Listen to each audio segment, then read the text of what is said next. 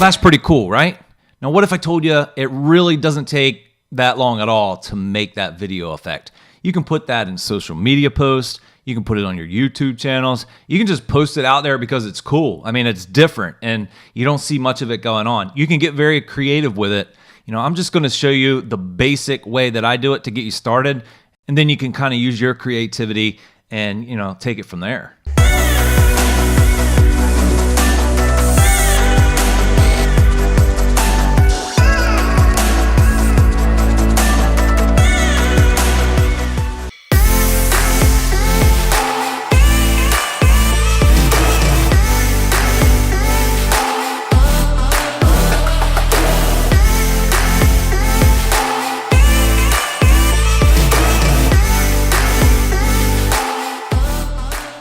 Okay, so in a new project, go ahead and drag your footage onto your timeline. The first thing you want to do is color grade it.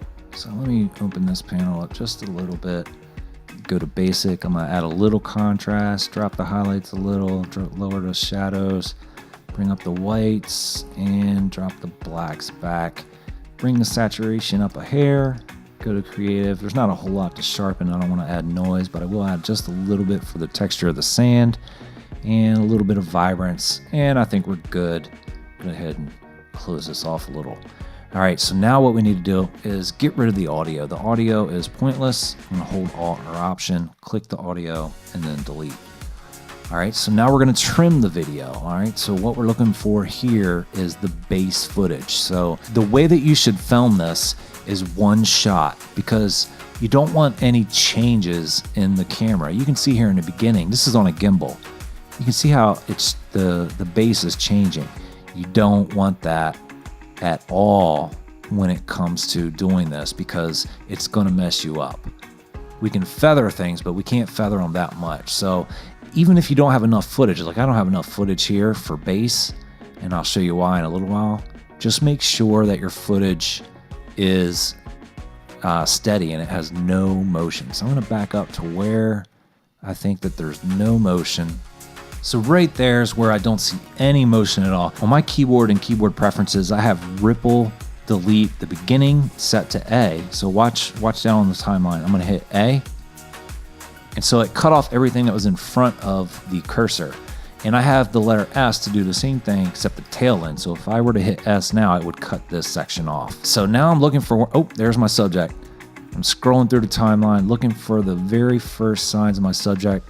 That's right there. That's the last clip before the subject comes on the frame. I'm gonna hit C and razor blade it. V to grab the piece that I'm cutting off. I'm gonna take it up above video 1 onto video 2 and drag it all the way over so they both start at the same time.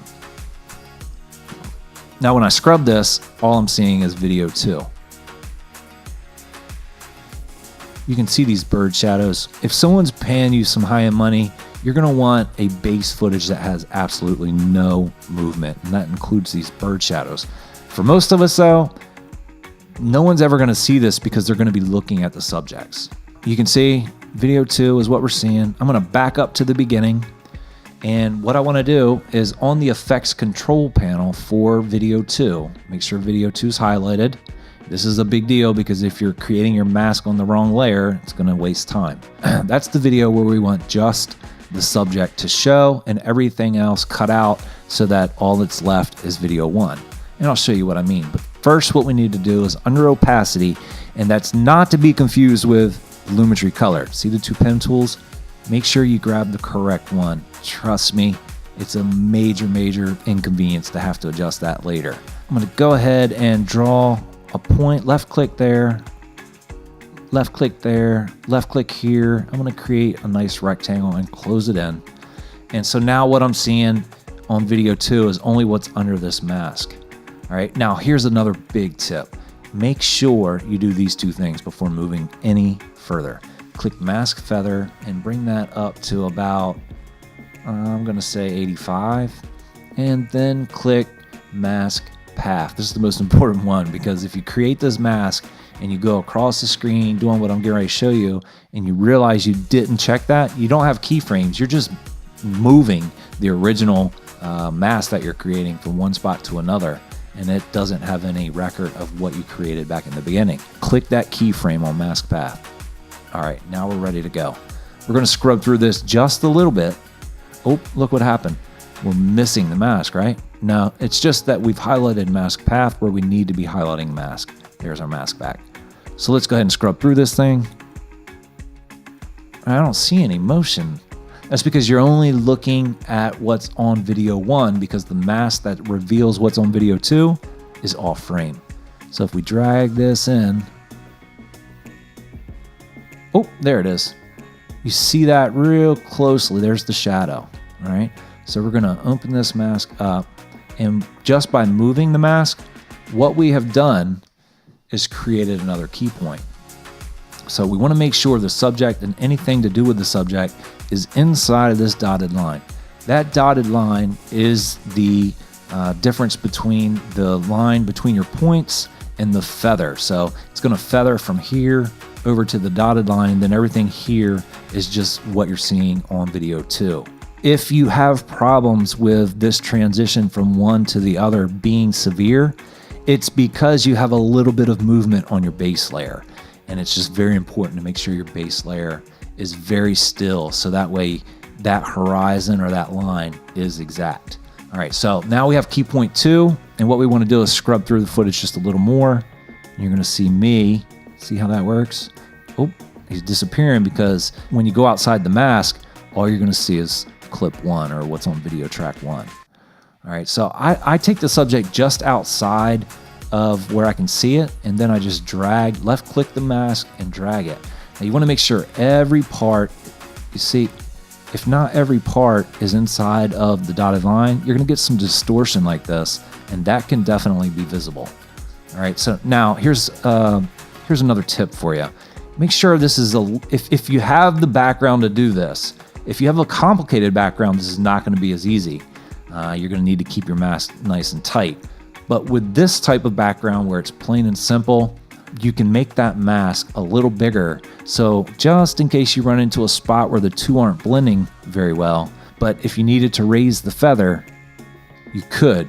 But you see what happened when you raise the feather, the distance from the line between your points to the dotted line gets larger, and therefore makes the area inside smaller. Now we have key point 3. It's time to go ahead and scrub through the footage a little more.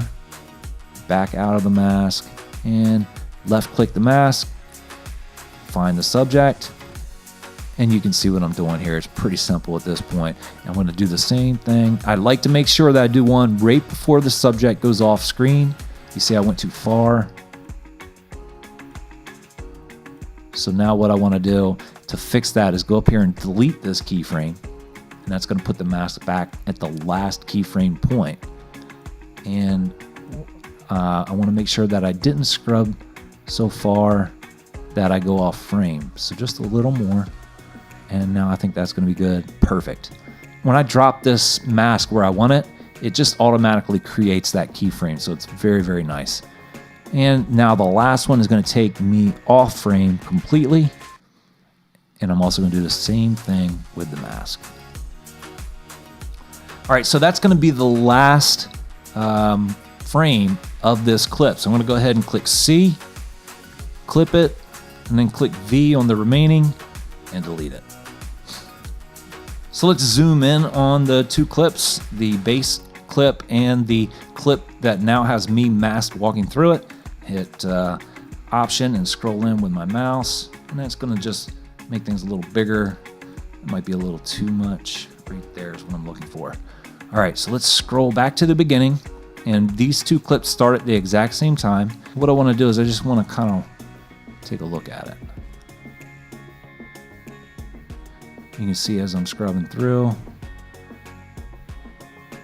Now, I want to highlight mask up here so I can see if I need to make any adjustments. My computer's lagging a little bit right now. I'm going to scrub through kind of slow. You can see that the mask has jumped out in front of me. Sometimes this happens when you're bringing the mask on the frame. Just simply adjust it and move on. You can see I'm making sure me and the shadow are staying inside the mask.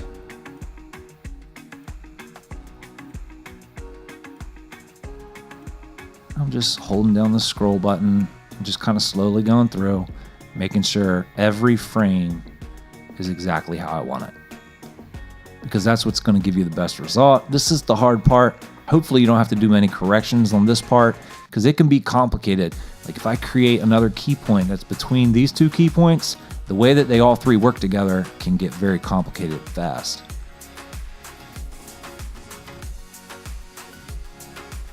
And that's it. Now watch how fast the rest of this goes. The rest of this is very, very easy. I'm gonna go ahead and highlight the footage on track 2, which is of me walking across the screen. I'm gonna click Alt or Option, hold down on the mouse key and drag clip 2 up to clip 3. Then I'm gonna do the same thing from clip 3 to clip 4. And then I'm gonna do the same thing one more time. So I have a total of, actually, I think I'm gonna do it one more time. And there we go. Let's scroll this down so we can see everything. There we go. So they're all lined up to start at the same time right now. And I have 5 separate clips of me walking through this frame. This is about where I want to start my second clip. So I'm going to highlight the 4 clips that are above the first one and just kind of offset them to where my cursor is. Okay. I'm going to stagger these clips just a little bit and we'll adjust the timing here in a second. So here's what you're going to have. And so now you can see the cursor just crossed into the next clip. So there's a, there you go. See how this is going to work?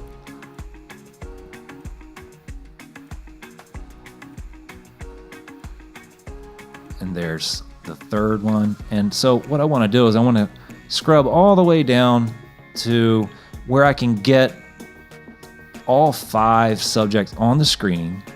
So this is about what I'm looking for. I have all 5 subjects on screen and I can see the spacing between them and it's real close. To get this exact, you would just use your counter up here and adjust it from clip to clip to clip. And you can get this as exact as you want to. But that's what you're going to end up with. Now what I want to do is I want to scroll to the end of the last clip. You can see what's going on here. So you're only seeing what each clip is masked to show you because the base layer has run out. So what we want to do to fix that is we want to slow the base layer down, or you can speed up the other layers, but it's going to be a lot easier for me. And since there's no movement in the base layer, I'm just going to slow it down. I'm going to see around about 20, we're going to say 25 seconds. So that's what I'm going to need. And there we go. And now what I'll do is I will end it with the top clip, and that's it.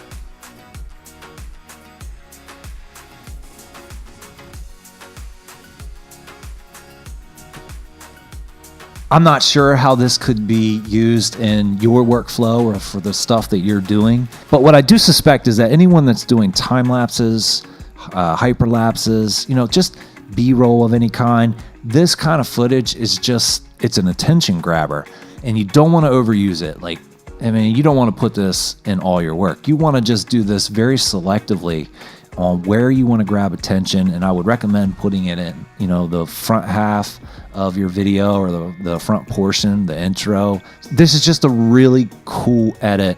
And it says, to a viewer, I have some great stuff in store for you. I hope you stick around and watch the whole video. So thanks for sticking around and watching the whole video. I really appreciate your support. I hope that you give this a shot and kind of put your own style on it, because I think you're going to like what you end up with.